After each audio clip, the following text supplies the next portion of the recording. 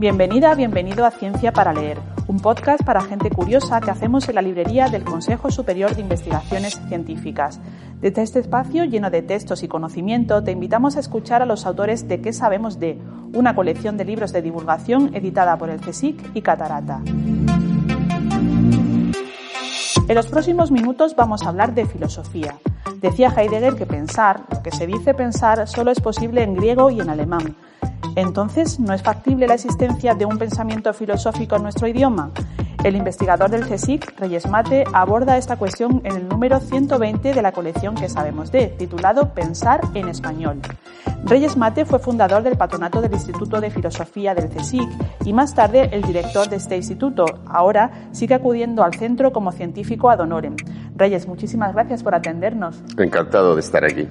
Bueno, el título del libro ya es bastante contundente. Es factible, pues, pensar en español, y en este texto explicas los factores que justifican la posibilidad de este pensamiento. ¿Cuáles son esos rasgos?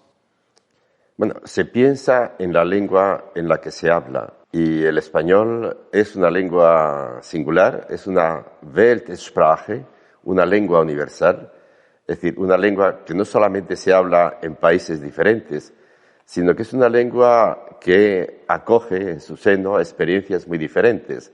Ha sido hablada por pueblos dominadores y dominados, por los vencidos y por los vencedores. Es decir, hay una historia común dentro de ella, pero enfrentada. Y eso es un aspecto muy importante. Luego también es una lengua que ha sobrevivido porque ha acallado a otras lenguas. Es consciente de que hablamos español porque no hablamos árabe o hebreo y podríamos haberlo hablado. Y en Latinoamérica o en Iberoamérica se habla español en muchos sitios porque se acallaron las lenguas indígenas. Esto quiere decir que pensar en español lleva consigo el tener en cuenta los silencios que ha provocado. Y en tercer lugar es una lengua del sur, tiene la experiencia del sur. Y el sur es un punto de vista muy original, es luminoso, es distinto del norte, y eso hace que pensar en español tenga estas tres características, ¿no? En la portada aparece un grabado de Don Quijote con su fiel escudero que ya nos da alguna pista del contenido de las páginas del libro. ¿Por qué la literatura ha sido históricamente considerada por algunos autores como el canal para que la filosofía estuviese presente en nuestra lengua? Bueno, Unamuno decía que el español piensa literariamente. No contamos con grandes tratados filosóficos, pero sí con una literatura muy rica. Américo Castro decía de Cervantes que fue escritor, pero de haber sido ensayista, hubiera sido un ensayista al nivel de Montaigne, que fue el fundador del ensayo, de la figura del ensayo. Es decir, esto es verdad, pero esto tiene un peligro. El peligro de pensar que no somos capaces de pensar filosóficamente. Digamos que solamente nos expresamos literariamente. Y yo creo que eso es un límite, y eso es uno de los aspectos que yo discuto en el libro. Podemos pensar con todo el rigor filosófico y no solo literariamente. Bueno, y más recientemente la censura durante la dictadura también impidió hacer filosofía libremente. ¿Qué ocurrió entonces con esta disciplina? Bueno, en la dictadura hubo muchas víctimas, ¿no? Y una de ellas fue la filosofía. Había entonces una floreciente escuela de Madrid y la escuela de Barcelona, donde había filósofos a un nivel absolutamente homologable en Europa. Eso se interrumpió. La guerra civil asesinó a algunos, obligó al exilio a otros, y España quedó desprotegida en ese sentido. Y a partir de ese momento se impuso lo que nosotros llamábamos el tomismo-leninismo, es decir, una escolástica decadente, pero que servía a los intereses del régimen. Aquí, en el propio CSIC, se creó un instituto, el Instituto Luis Vives, que estaba destinado precisamente a generar ideología para el régimen en base a recuperar esta escolástica del siglo XVI o del siglo XVII, que pensaban que podía ser la sustitutora de la filosofía moderna que había desaparecido. Una de las cuestiones que destacas en tu texto es que el español da cobijo a experiencias diferentes, como has dicho al comienzo, al haber sido hablado por dominadores y dominados. ¿Y cómo se plasma este hecho en el pensamiento filosófico? Tiene una clara expresión porque hoy, si analizamos las grandes corrientes filosóficas, que casi todas se expresan en inglés, porque el inglés domina la cultura industrial, si lo observamos, por ejemplo, las grandes teorías de la justicia, que hoy se explican en cualquier parte del mundo, en Barranquilla, en Colombia, pero también en Madrid o en Berlín, vemos que todas estas teorías de la justicia, es un caso, es un ejemplo, tienen, digamos, una convicción que llaman de consenso o de diálogo.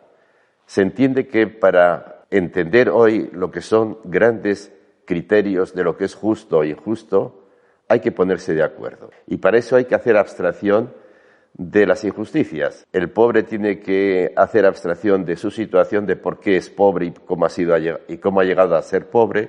El rico también. Hay que hacer abstracción de las circunstancias para llegar a una idea de lo que es justo o injusto, compartible o compartido por todos. En español no nos podemos permitir ese lujo. En español, hablar de justicia es preguntar desde la injusticia. Y, por tanto, una teoría de la justicia en español no nos lleva por el camino del consenso, sino de la interpelación. También reivindicas otra forma de pensar más allá del inglés como lengua franca, como también has comentado. ¿Crees que nos está empobreciendo el uso masivo de este idioma para comunicar el conocimiento? Claro, porque se piensa en la lengua que se habla y al final todos pensamos, cada vez el pensamiento es más uniforme y más dominado, por tanto, por la cultura inglesa, por la cultura vinculada con el inglés. Y eso es un peligro, porque no hay nada más peligroso que el pensar único. El pensar único al final genera totalitarismos. Entonces, de eso somos muy conscientes los que trabajamos con la lengua española, porque nos damos cuenta en los foros internacionales lo difícil que es expresarse en otras lenguas, no solamente por el idioma, sino por los conceptos. Parece que solo son válidos los conceptos que se expresan en inglés, mientras que cualquier otro concepto es sospechoso. Y eso nos lo hemos creído nosotros mismos, ¿no? Entre los hispanohablantes se cotiza más un mal libro de filosofía en alemán que un buen libro en castellano. También relatas los múltiples intentos de crear un pensamiento en español a los dos lados del Atlántico. Uno de ellos es la Enciclopedia Iberoamericana de Filosofía, de la que fuiste codirector. Esta obra se inició en 1987 y se concluyó 3 décadas después, en 2017. ¿Cómo fue esa experiencia? Aparte de, entiendo que larga, ¿no? e intensa. No creo que haya nada comparable a este proyecto, que efectivamente ha durado 30 años, ha supuesto la colaboración de unos 500 autores y que estuvo diseñado como un proyecto en 34 volúmenes y han sido publicados 34 volúmenes. Es una experiencia muy singular porque cuando hicimos la presentación del último volumen, yo pregunté al editor, si alguien viniera hoy con un proyecto semejante, ¿qué le dirías? Y dice, ni lo pensaría, diría que no. Es decir, el proyecto nació en un tiempo en el que había esperanza. Esto es muy importante. En la España de los 80 había esperanza, había futuro, y ahora no le hay. Y por eso los proyectos son a corta duración. Entonces, hemos demostrado que existe una comunidad de pensamiento, ¿no? Iberoamericano, que en ese sentido ha sido una experiencia sobresaliente y también una experiencia muy rica en enseñanzas, porque en el fondo es una experiencia fracasada. Es una experiencia fracasada porque nosotros queríamos que esa enciclopedia no fuera una más, no hablara de la filosofía en abstracto, sino que pensara a nuestro tiempo y nuestro lugar, y teniendo en cuenta nuestras propias tradiciones. Y sin embargo, pues por la formación de los filósofos o de los que participan, pues se ven estos vicios a los que me refería. Citamos mucho en inglés, en alemán, en francés, en italiano, y mucho menos en español. Es decir, ahí hay todavía un proceso, hay todavía una historia por hacer, pero de la que hemos tomado conciencia al hacerlo. Y en este sentido, la enciclopedia yo no la considero un punto final, sino un punto y aparte, ¿no? Reyes, ahora que puedes mirar la realidad con la perspectiva de tu experiencia, ¿cómo ves las próximas décadas? ¿Hay futuro para la filosofía?